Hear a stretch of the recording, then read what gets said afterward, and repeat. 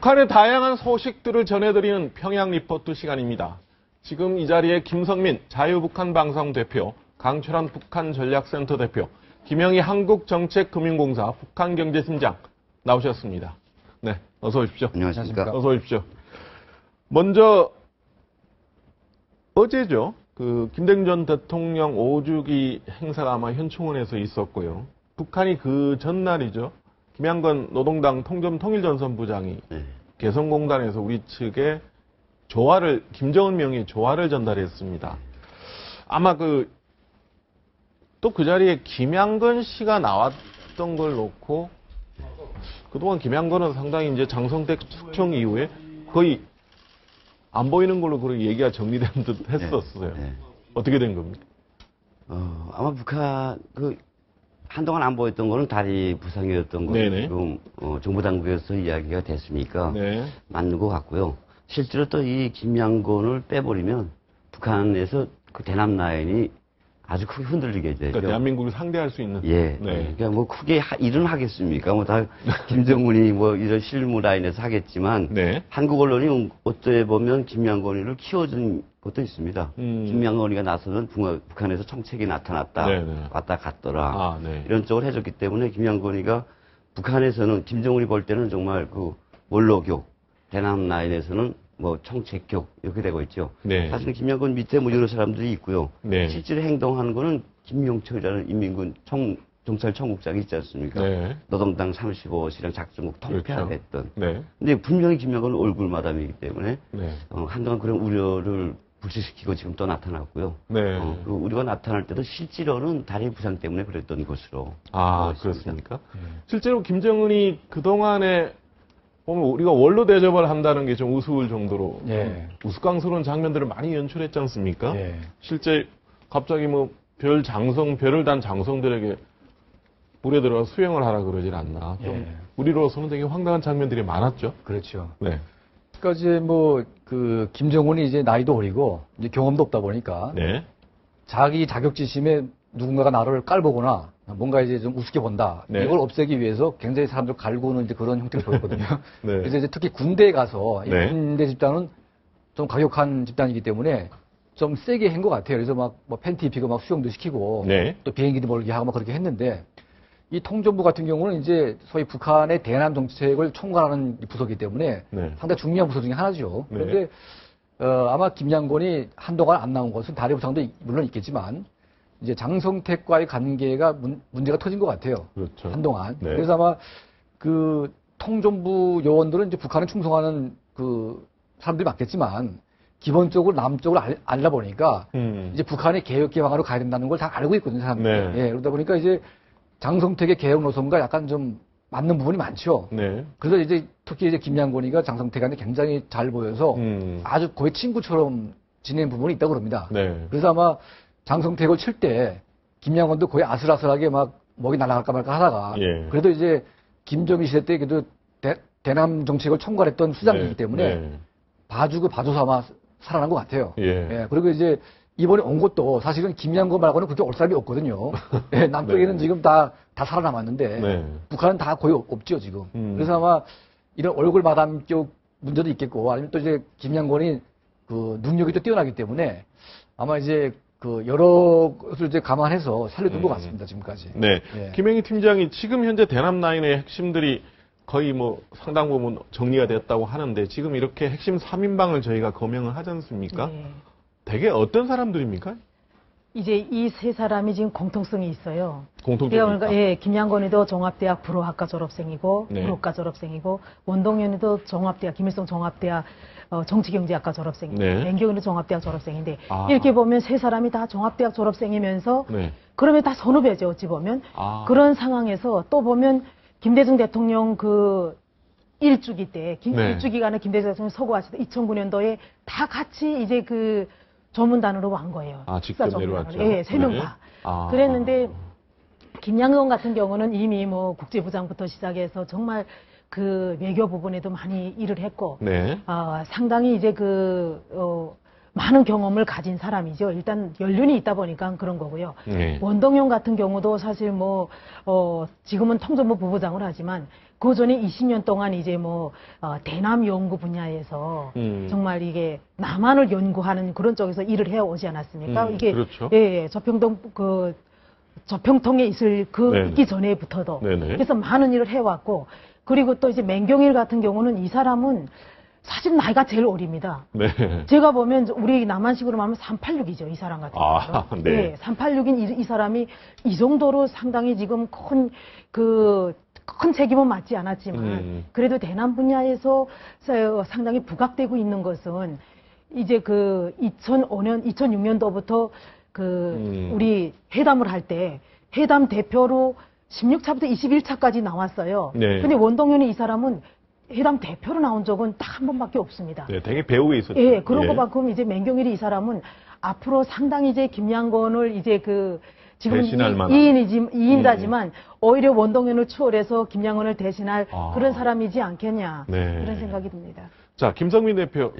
그 자리에서 김양건 부장이 아마 박지원 의원과 임동원 전 통일부 장관한테 우리 정부의 여러 가지 대북 정책에 대해서 아주 비난 수위가 높았어요.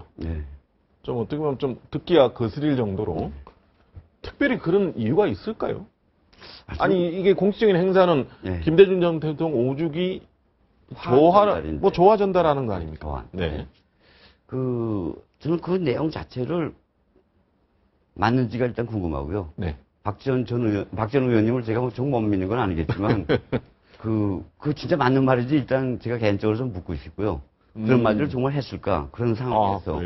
그만큼 불필요한 이야기들을 사실 지금 대한민국 언론에 지금 전해준 격이거든요. 네. 어떻게 보면, 저분이 북한 대변인이나 뭐 이런 식으로 저들이 하려고 하는 생각을 지지컬컬히 지금 설명해 준 꼴이었어요, 사실은.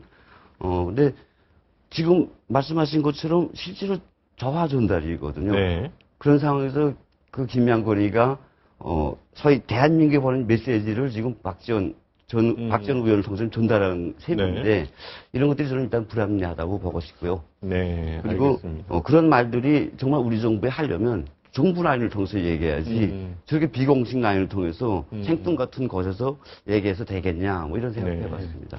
아마 박지원 의원은 이제 과거 정부와 이제 지금 박근혜 정부와 조금 다르다는 걸 많이 얘기를 하긴 했는데 아마 그런 측면도 좀 전달할 수 있는지 모르겠습니다. 다만 예전에 이제 김정일이 사망했을 때 북한이 이제 중국 조문단도 받지 않았거든요.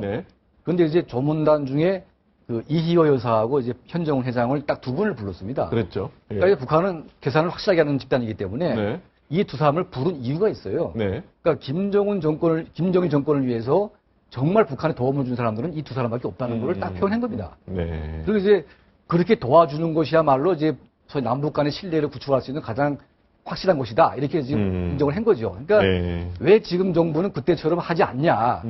이런 불만을 그냥 우회적으로 한 것 같아요. 알겠습니다. 지금 또 화제는 아마 그때 내려보낸 조화가 약간 특이하다. 뭐 그런 얘기들이 있습니다. 과거에 2009년 김대중 전 대통령이 서거했을 당시의 조화하고 조금 달라진 게 아니냐. 가운데 빨간 꽃이 이번에 안 보였어요? 좀 하얀 꽃만 있었어요? 어떻게 된 건가요? 특별히 이제 꽃꽂이 방식이 바뀌었나요? 그거는 아닌 것 같고요. 이제 보면 사실 우리는 우리 남한에서 이제 조화를 보면 그럴 때 보면 이제 뭐 빨간 꽃은 아니지만 조금 색이 들어간 조화가 몇 개가 있습니다. 색이 여러 가지가 섞여 있죠. 예, 그렇게 섞여 있는데 이건 문제는 뭐냐면 김정일하고 김일성화를 가운데다 빨간 꽃으로 였다는 게 문제인 거죠. 그것도 또 정치적인 색채를 띠는 거 아닙니까? 2009년 당시에 보냈을 때는. 그러니까 그때하고 지금하고 달라진 건 김정은으로서는 그때 조금 남한 언론들에서 좀 안 좋은 이런 기사 보도도 나고 하는 것을 우식한 건 아닐까. 그리고 또 김정은은 또 김정일하고 달라서 또 스위스 유학생이고 하다 보니까 자꾸만 세계적인 것을 논하지 않습니까? 그러니까 굳이 거기다가 김정일아 김일성을 엮는다 그래서 남한 사람들이 그걸 가지고 거기에 매혹되거나 그러지는 않잖아요. 그게 무슨 크게 영향을 주지는 않는다고 생각을 해서 하지 않았을까. 그래서 오히려 이렇게 흰색 바탕에 이런 조화를 보낸 건 아닐까. 그리고 또 보면 이 리본이 달라요. 이제 김대중 대통령 서거했을 때는 김정일 같은 경우는 빨간 리본을 보냈거든요. 네. 그랬는데 이번에 그 김정은 같은 경우는 아버지 때는 까만 리본, 네. 이번에는 빨간 리본. 네. 그러면서도 빨간 꽃이 빠지고 네. 이런 식으로 보낸 거 봐서는 김정은은 오히려 우리 남한은 리본은 흰 거로 하지만 빨간 걸 뺀 대신에 리본을 빨간색으로 여면서 뭔가 그래도 북한만이 그런 조화도 좀 맞추려고 하지는 않았을까. 예, 그래서 아마. 그러니까 저게 북한이 이제 한때 소위 그 봉건주의 잔재를 없앤다 그러면서 네. 우리 한국식의 전통 어떤 문화 네. 이걸 싹 없애고 이제 사회지식으로 바뀌었거든요. 그러니까 예.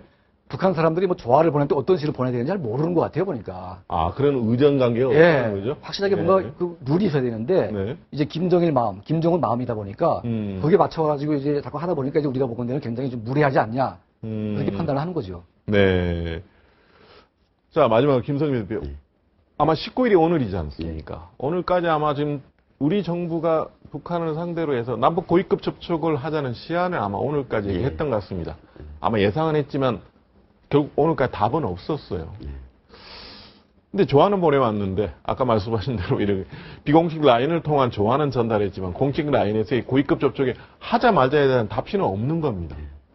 그럼 어떻게 봐야 됩니까? 우리가 좀 이 조화도 좀 이렇게 연관시켜서 생각해 볼 필요가 있다고 보는데 네. 전체적으로 김정은의 리더십 부재라고 봐야 될 겁니다. 네. 북한이 우리하고 달라서 대한민국과 달라서 네. 저들의 통일 정책 원칙 네. 이게 뭐 수십 년 쌓인 거 한 가지로 일관되어 있습니다. 그렇겠죠. 나름대로 네. 시스템도 한 사람이 김양근이가 네. 쭉 끌어오고 그럼에도 불구하고 지금 막 헌선을 믿고 막 누가 보기에도 이상한 상황들이 벌어지고 있지 않습니까? 네. 이게 결국은 총체적으로 생겼다는 김정은이 이 리더십 부재 혹은 네. 이거 정권에 대한 이런 것들이 다 부족했기 때문에 지금 이렇게 혼란스럽고 이런 것들이 나타나지 않겠냐. 네. 정당에는 아시아 그 선수 경기에는 참가시킬 것 같고요.